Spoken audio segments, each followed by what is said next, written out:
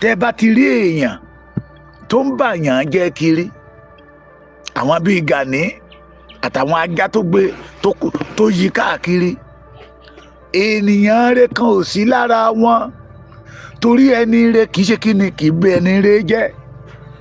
Ó wá tẹ̀síwájú, bàbá kọ́mándà ó kọrí yẹn pẹ̀lú làákàyè. Ó ní bí ẹ bá bà wá jẹ́, ọba olúwa a sì máa tú wa ṣe. Èrè ìdí tí mo fi wá láàárọ̀ ẹni yẹn tó ṣe congratulation tó Olóyè Chief Sunday ọmọ Adéyẹmọ Ìgbòho Òòṣà. Bí wọ́n ṣe ń bà á jẹ́ tó, bí Gani ṣe rò pé òun lè tapọ̀ sí aṣọ àláì, bí Gani ṣe rò pé òun lè dáyangí sí epo tí ọmọ Adéyẹmọ gbé dání, kàkà kó bàjẹ́ ṣe ló ń rẹwà sí i. Èdùmàrè ó fẹ́ wà fún dídẹrẹ́, ọmọ aráyé depo sí lára, Gani depo sí lára, kàkà kó bàjẹ́ ṣe ló ń rẹwà sí i. The more Gani try to destroy Sunday ọmọ Adéyẹmọ Ìgbòho Òòṣà, lọ́lọ́run ọba mi gbé sókè, lọ́lọ́run ọba mi gbé ga. Ṣé ó tọ́pẹ́ àbí ó tọ́pẹ́? Mo kí gbogbo ẹ̀yin bàbá mi àtẹ̀yin ìyá mi, mo kí ọmọdé, mo kí àgbà, mo kókùnrin, mo kóbìnrin. Ojú rẹ̀ ti tún mọ́ wa lénìí. Ẹ̀yin tẹ́ wà lójú oorun, ẹ sùnrùn àsùnyè, aburú ò ní kàn yín, ìbànújẹ́ ò ní wọnú ayé yín láṣẹ Olódùmarè. Ẹ̀yin tẹ́ ti wà lọ́sàn-án, gbogbo àkókò tí dédé tẹ́ bá wà, aburú ò ní kàn yín. Mo kí yín lórúkọ olóyè bàbá, olóyè tuntun, Olóyè Chief Sunday ọmọ Adéyẹmọ Ìgbòho Òòṣà, Ọ̀ṣọ́ọ̀sì of Yoruba land. Jagun ńlá land. Ẹ má bẹni re jẹ́, ẹni re kì í bẹni re jẹ́. Ẹ má bá mi nínú comment section, orí ọ̀fẹ́, orí pàtàkì kan tí mo fẹ́ ká ẹ ṣe fún mi ni just congratulate Sunday ọmọ Adéyẹmọ Ìgbòho Òòṣà pé wọ́n bí kó ṣubú, ọlọ́run ọba mi ò jẹ́ ó ṣubú. Wọ́n lé kankan lè bá, ọlọ́run ọba mi ò jẹ́ kán lè bá, torí pé ilé tọ́lọ́run ọba mi kọ́ kò sẹ́ni tó lè bíwó.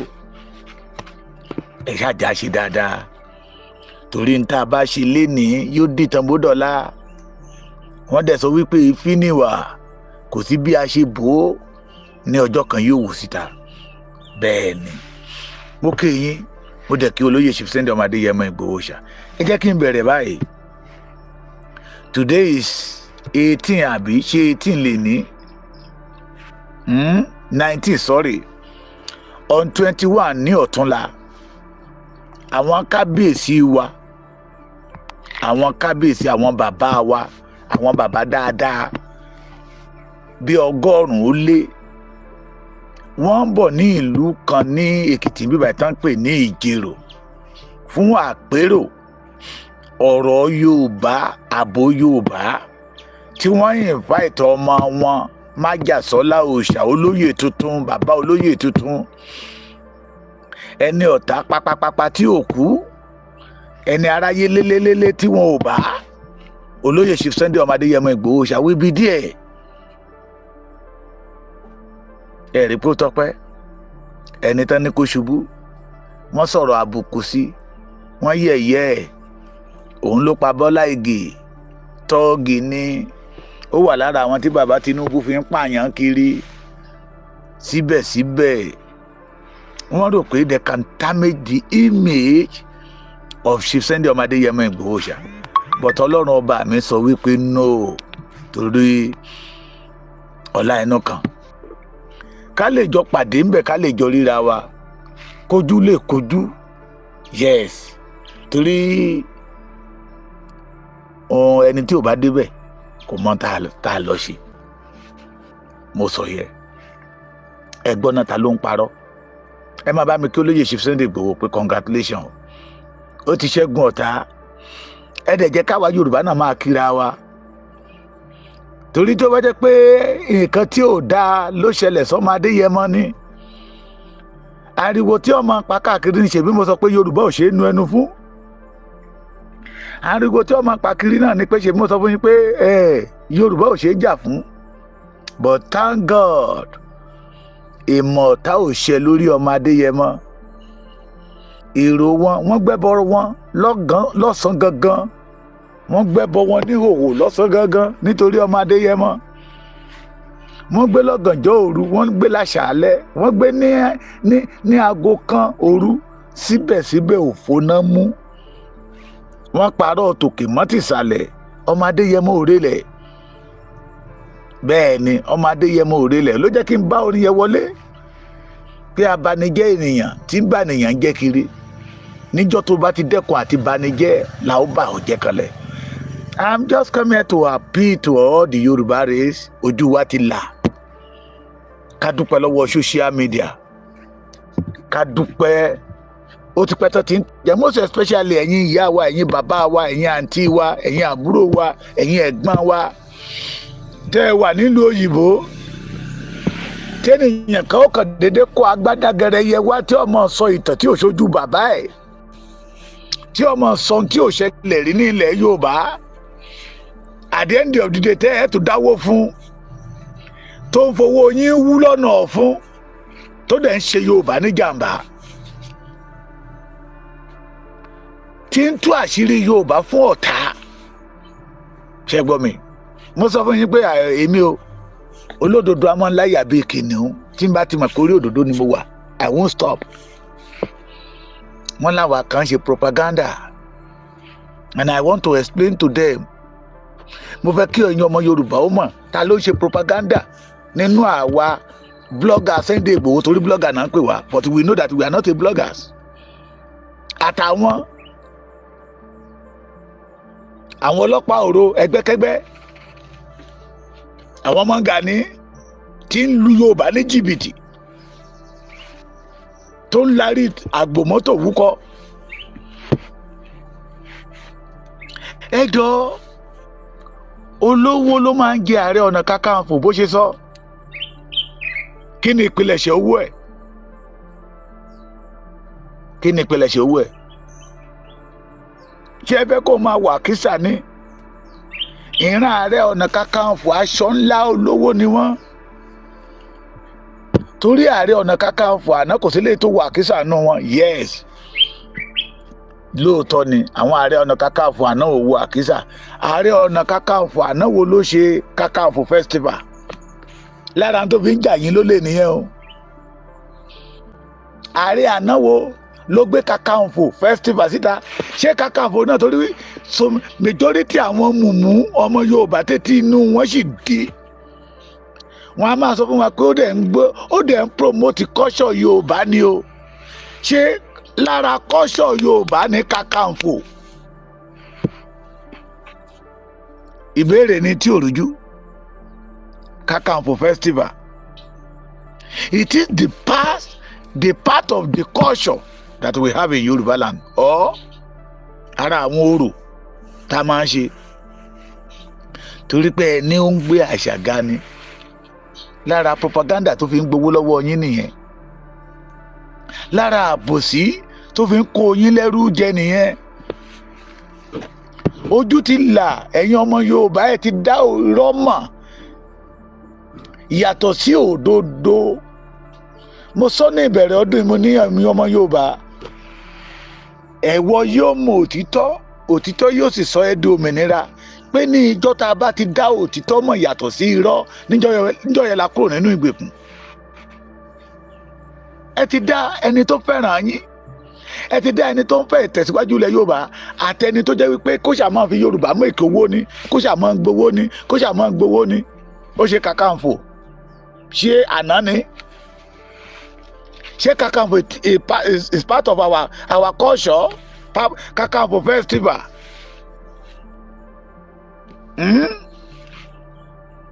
Ó ya ọjọ́ yẹn lẹ̀ kó lè máa fi gba owó lọ́wọ́ àkàìmọye àwọn tó wà l'Amẹ́ríkà, tó wà ní London, tó wà ní Canada, tó máa dá owó fún.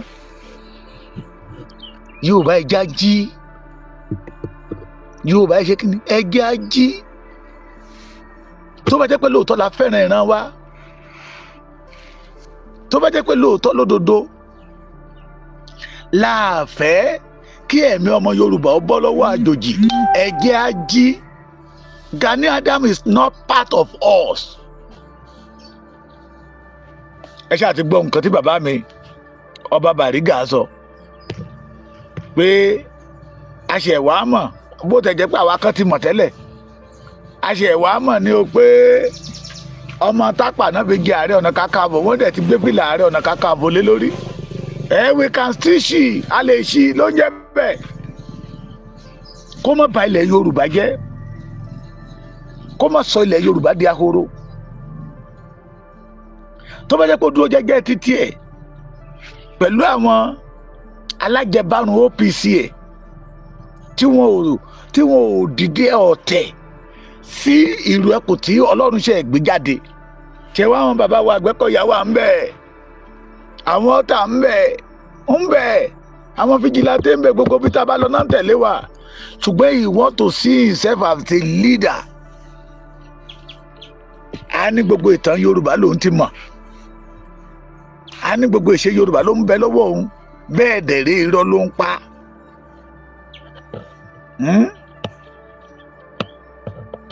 ẹ̀gbọ́n tí Arógundádé sọ lánàá pé bàbá tó bí bàbá ẹ̀ jalè wo ni wọnú pálásì ni so it's not a Yoruba this time around we the Yoruba must ìka tó bá tọ́ sí mú ká fi romú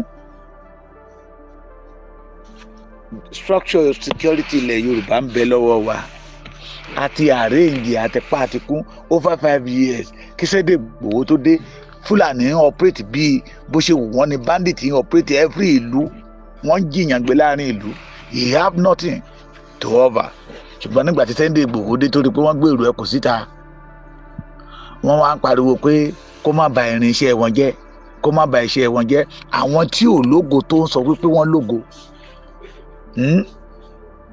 so mo fẹ́ kẹ́ jẹ́ ẹ̀yin ọmọ Yorùbá mọ̀ a ti mọ àwọn tó ṣe propaganda náà fi ń gba ẹ̀yin ọmọ Yorùbá a dẹ̀ ti rí ẹni tó jẹ́ pé òun ò ní ràn yàn lọ òun máa á jáde lọ síbẹ̀ ni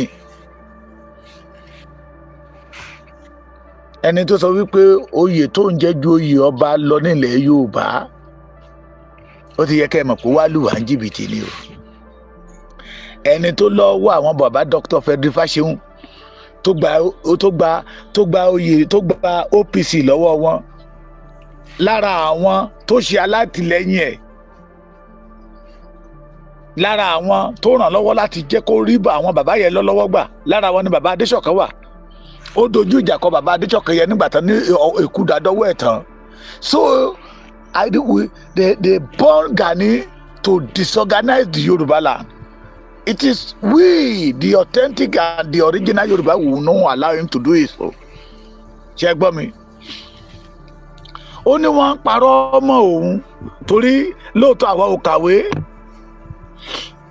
Bó ti mo mọ̀ pé àìkàwé mi, ohun tẹ́yìn olóyìnbó ń pè ní propaganda ní kẹ́nìyàn ó parọ́ kó fi rọ́. Kí ká máa ń dara pọ̀ mọ́ òótọ́. Táwa kan dẹ̀ mọ̀ pé àparọ́ torí ó wọ̀n clearly the first the second the third meeting tí OPC kọ́kọ́ máa ṣe Gani was not there so he showed that OPC ti wà kó tó lọ join wọn kó tó fi jẹ youth leader kó tó dàbẹ̀rú pẹ̀lú àwọn àgbà ìyà kan tó jáde síta tó ń tutukutu lẹ́nu lóde òní that is number one. That is what? Number one. Number two, ẹgbọ́n tí bàbá wa ọba Bariga sọ pé ẹni tó bá lọ́bì oyè Ààrẹ Ọ̀nà Kakanfò lọ́dọ̀ bàbá wa Lámídì Adéyẹmí Aláàfin was what? A Fulani man. Àtíkù 300 million. Ìwọ fún bàbá ní 200 kí wọ́n náà gbé 1 million lẹ̀ kó gbé 1 million sápò. Bàbá sọ wípé oyè tí Fúlàní bá bá ìyàn gbà ṣé kìí ṣe Fúlàní yẹn ló máa ṣiṣẹ́ tọ̀. He made that he used opportunity of money ó rọ̀bù wa nìyẹn in again. Tọ́ba jẹ́ pé àwa ló ń sọ́ọ̀sì wọn ní wọ́n rán wọn ní o. Sunday Igboho ló rán wọn o Sunday Igboho ló fún wọn lówó 200,000 naira ní Sunday Igboho fún wọn owó táwa ń gbà lọ́wọ́ Sunday Igboho ju 200,000 lọ ṣùgbọ́n mi ẹ̀yin wọ́nrawọ́nra yìí àtàwọn máa lè tán tẹ̀lé lẹ́yìn tá a bí wọn nílẹ̀ Yorùbá tó rí sùn wọn jẹ́ ilẹ̀ Yorùbá tẹ́nìyàn kan dẹ̀ ń ba ilẹ̀ Yorùbá jẹ́ tẹ́ torí tọ́rọ́ kọ́bọ̀ tó ń fún yín tẹ́ wá sọ wípé orúkọ Gani orúkọ tó ti ń build more than 34 years orúkọ tẹ́yìn ń jẹ nìyẹn tó fi ẹ̀jẹ̀ ọmọ Yorùbá tó fi rọ́pò pa ilẹ̀ Yorùbá tó fi make ẹ mọ̀ pé gbogbo àwọn ẹ̀jẹ̀ tí àwọn ọ̀tá ti pa nílẹ̀ Yorùbá máa dìde abiyín léèrè so we want to know propaganda bó kàn fẹ́ máa rán ẹ̀yin èèyàn létí ni o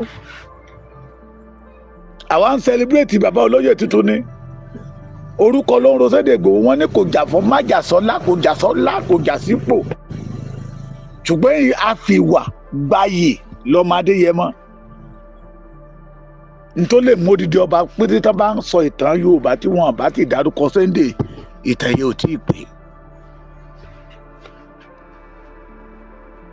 mo gbé ẹni tó jẹ́ pé wọ́n jọ lọ sí Ọ̀wọ̀ níbi tí Gani ti ń sáré bíi rélùwéè ó jáde síta ó ń dìlé mọ́ ó ń dìnnà ẹ̀ ẹni tó dẹ̀ wà ń bẹ̀ sọ wípé kò lè sọ lójú òun kò lè sọ ọmọ ìṣẹ̀lẹ̀ tó ṣẹlẹ̀ ní Sẹ̀lẹ̀ Express wọ́n ní kí n má sọ já ni mo sọ pé ohun tí èmi bá sọ lẹ́nu kì í ṣe àhesọ ohun tó ṣẹlẹ̀ ní Sẹ̀lẹ̀ Express ẹni tó fẹ́ kọjá Sẹ̀lẹ̀ Express tí mo tó pa ó mọ̀ ọ́. Why are you telling lie? Kì í dẹ̀ ń ṣẹ̀bi ẹni tó ń parọ́ àwa tá à ń kó irọ́ jẹ lé ẹ̀bí wà lọ́wọ́ wa kì í tún ṣẹ̀bi lọ́wọ́ àwa tá à ń kó irọ́ jẹ ààrẹ ni tó máa là wá lójú ni ló jẹ́ ká máa kórọ́ jẹ ṣùgbọ́n tá a bá ti rẹ́ni tó ń là wá lójú tó sọ pé báyìí lọ́nà ṣe rí báyìí lọ́nà ṣe rí tá a bá sì tún wá ń wọnú ìgbèkùn irọ́ a jẹ́ pé ọwọ́ wa ló wà a jẹ́ pé ọ̀rọ̀ yẹn ni pé ọmọ ègbé kò ní ṣàìṣègbé à ń sọ eléyìí kí ọ̀pọ̀lọpọ̀ ọmọ olójúlówó ọmọ Yorùbá tó sì wà nínú ìgbèkùn Gani Adams kán lè jára wọn kúrò ńbẹ̀ kán lè kúrò nínú ìgbèkùn Gani Adams kán lè mọ̀ wípé Gani Adams ń ba orísun wọn jẹ́ ni he have nothing to offer the Yorùbá race he have nothing to offer. That is why tẹfima orú bàbá wa ọba Bariga tó sọ̀rọ̀ yìí wọ́n ì máa àtàkì bàbá ṣé ẹ mọ̀ kó ti sọ pé wọ́n fẹ́ sọ olórí ogun ilẹ̀ Yorùbá di méjì ni ta ló fi jẹ olórí ogun ilẹ̀ Yorùbá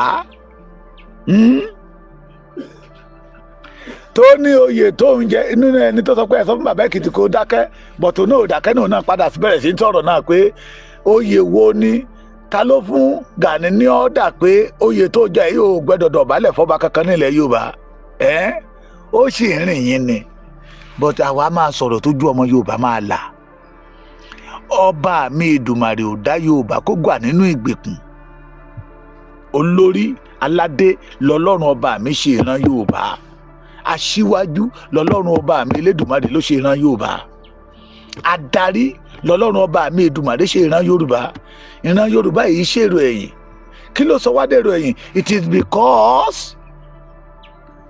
wọ́n fi irọ́ wọ́n fi pe òtítọ́ fún wa a gba àwọn ọ̀sìnwín tí àwọn bàbá wa gbà wọ́n láàyè láti dé ipò agbára à ń fi àjòjì sí ipò àṣẹ nílẹ̀ Yorùbá à ń fi àwọn àtọ̀húnrìnwá jẹ oyè tí ò yẹ kán gbóòórùn ẹ̀ symbolically and jejely. That is the number one cause of the problem. Reason is that orin kan jáde síta òwe àwọn bàbá wa ni kẹrù ó mọra ẹ̀ ní ẹrú kí wọ̀fà ó mọra ẹ̀ ní wọ̀fà let the ẹrú know himself as ẹrús and let he wọ̀fà know himself as he wọ̀fàs. ṣùgbọ́n tí ìwọ̀fà bá ti wá ń ṣe bí ọba tá à ń mú ìwọ̀fà tá à ń mú ẹrú jọba ní ìlú, kò sígbà tí ìlú yẹn máa tòrò, kò sígbà tí ìtẹ̀síwájú máa ṣẹlẹ̀. Tí a bá ti ń kó àkún kó ìlẹ̀kẹ̀ sí ọrùn àtọ̀húnrìnwá, bí ti rí náà la ṣe ń lájọ wà lẹ́nu ẹ̀. Torí ìlú kówókówó ni òun ọmọ lù, torí ọmọ àjòjì. Tó bá jẹ́ pé mo tọrọ kínní yìí ni, ìlòkulò lè máa lò ó láṣọ tí mo wọ̀ yìí. Ohun tẹ́nìyàn bá tọrọ ìlòkulò ló ń lò ó, ṣùgbọ́n tí àwọn bàbá mi kan ní a ní owó tẹ́nìyàn bá ṣiṣẹ́ fún ìnákúnná náà máa ná. Free money wàá kàn máa búlọ̀ ẹ̀ bíi pé owó ṣe wù ẹ́ ni, ṣùgbọ́n owó tó bá láàgò sí àmú ìyà tó ń jẹ ń bẹ̀. A máa ní òun ti gbìyànjú ní ilẹ̀ Yorùbá, ẹ sọ ìyànjú ẹjẹ́ wá gbára ìyànjú tó gbà máa tú wa kan yẹ̀yẹ́. Òun ti gbìyànjú ní ilẹ̀ Yorùbá gan, wọn lè má sọ̀tọ̀ Yorùbá kan má sọ̀tọ̀. Bẹ́ẹ̀ ni. Mo kẹ́yìn sísá nù, mo kí gbogbo ẹ̀yin bàbá mi mọ̀. Ẹ ti gbọ́ rí o, mo kàn tó bẹ́ẹ̀ kẹ́ ti gbọ́ ni. Ẹ jọ, mo ní ìbéèrè kan tí mo fẹ́ béèrè o. Personal advice àwọn OPC. Ẹ jọ tẹ́ ẹ bá ń gbọ́ ẹ jẹ́ kí n gbọ́ yes. Because ká ní mo mọ pásítọ̀ àwọn OPC ni. Ó yẹ kéèyàn mi ò wò bóyá àwọn OPC ní adviser. Ká ní adviser ni gbogbo ẹ̀yin bàbá tẹ̀ ń jáde tẹ̀ wá ń gbogbo tẹ̀ ń sọ̀rọ̀ sí gbogbo tẹ̀ ń sọ̀rọ̀ sáwọn èèyàn nílẹ̀ Yorùbá. Ẹ jẹ́ ìsọ̀kọ́ fún yín, Ìgbòho kọ́ ní ìṣòro yín o, Ìgbòho kọ́ ní problem mi o, mi ò support anybody lórí ọ̀rọ̀ tó wà lẹ́yìn. Kàá síwájú ọmọ yìí. Èèyàn tó máa tójú ẹ̀. Ẹ máa gbọ́ o, ara iṣẹ́ tó ṣe nílẹ̀ Yorùbá ni o. Àwọn àṣebí nílẹ̀ Yorùbá òun lèmi wà pẹ̀lú. Ara iṣẹ́ tí Gani Adams ti ṣe nílẹ̀ Yorùbá lẹ fẹ́ máa gbọ́ yìí. Nǹkan tó ń ṣẹlẹ̀ bóyá Fúlàní ń jí ọ̀gbìn, ṣùgbọ́n ìmọ̀ bí mo ṣe ń rí àwọn àgbàlagbà, àwọn bàbá nínú OPC tó ń jáde tó ń ṣe fídíò lóríṣiríṣi, mo kàn máa ń wò pé sáwọn pípọ̀ ìṣe wọn ní adviser ni. Ṣé rí Ìgbòho kọ́ ló jẹ́ káwọn púpọ̀ náà ọmọ Yorùbá kọ́ kẹ́yìn sí yín o nílẹ̀ Yorùbá o. Wọ́n ní pé ṣe rí orí mi má jẹ́ fi ànọ́bà ẹ̀mí jẹ́. Ṣé ń gbọ́ ọmọ kékeré ló sọ̀rọ̀ yìí o? Ti ṣe sẹ́yìn òun ló ń kó bá yín nìsín. Ara iṣẹ́ tó ti ṣe nílẹ̀ Yorùbá lẹ́ ń gbọ́ yẹ o. Wọ́n bí dáadáa nílẹ̀ Yorùbá tó lè gba àtẹ̀yìn OPC mẹ́fà fún yín. Kò ń ṣe Ìgbòho ṣé òbí ogun. Ṣé gbọ́ ohun tọ́mọ yẹn sọ? Ó ní kò sẹ́ni tán bí dáadáa nílẹ̀ Yorùbá tó lè gba ti OPC tó lè gba ti Gani mọ́. That means to say the majority àwọn tó ń tẹ̀lé Gani lẹ́yìn wọn ní bíbí rẹ̀ ni. Wọ́n ṣubú wọ́n ní bíbí rẹ̀. If they have bibi erase, they will never follow the Gani, because this man destroyed the Yorubas. Ẹ jẹ́ kó ọmọdé yìí máa kàwé ẹ lọ, ẹ jẹ́ kó máa kàwé síwájú. Tó wà lẹ́yìn nísìnyí ṣẹ̀gbọ́n wẹ̀ ọ̀bẹ ogun Ìgbòho òun làwọn èèyàn ń bá yín jà nínú ogun nǹkan tẹ́ ti ṣe sẹ́yìn ni. Ṣé ń gbọ́? Ṣé ẹ̀ mọ̀ nǹkan tẹ́yìn náà ti ṣe sẹ́yìn ni? Àsìkò tó yẹ kẹ́ wá tún ìwà ara yín ṣe, kẹ́ tó kọ ara yín ṣe, àsìkò yẹn lẹ́ àwà yìí. Ẹ̀kọ́ wa ń jáde ẹ̀kọ́ wa ń wíru. Ẹ̀yin tó yẹ pé ṣé ẹ̀ mọ̀ nǹkan tẹ́ ti ṣe ni? Gbogbo àtàwà àwa igun, gbogbo àtàwà school, tàwa ní secondary school. A lè ka iye ọ̀rẹ́ wa tẹ́ pa, a lè ka iye àwọn classmates wa tẹ́ pa, tó jẹ́ pé ọkọ̀ta lèmi ti lọ school, Mushinbosa high school mo lọ, Mushinbosa high school tó ń pa máa wà ní school báyìí, àwọn OPC kan máa ya dé ní nǹkan OPC tútù bẹ́ẹ̀. Ara iṣẹ́ tó ti ṣe nílẹ̀ Yorùbá nìyẹn o. Àwọn ọmọ school máa ya síta máa sá lórí ìgbà tó mọ̀. Ara ń tẹ́tẹ̀ ní propaganda lélẹ́yìí o. Tọ́jú ọmọ Yorùbá. Ẹni bá wà ní Ìsọlọ̀ tó wà ní Ìjẹ̀ṣà-Tẹ̀dó tó wà ní Ọ̀kọ́ta, tó bá sọ wípé òun ò mọ̀ ìgbà tí Fashion bàbá Frederick Fashion and Gani Adams tó ń dojú ìjàngbọ̀n kọra wọn, a jẹ́ pé onítọ̀hún abẹ́ ilẹ̀ ló wà. Ní àdàbà tún bẹ́ẹ̀ àwọn ọlọ́kadà tó bá dúró tó ń gbèrò tó ń wá ọ̀rọ̀ ajé bọ́ ìfẹ́ bọ́ ọmọ bọ́ ìfẹ́ bọ́yàwó wọn.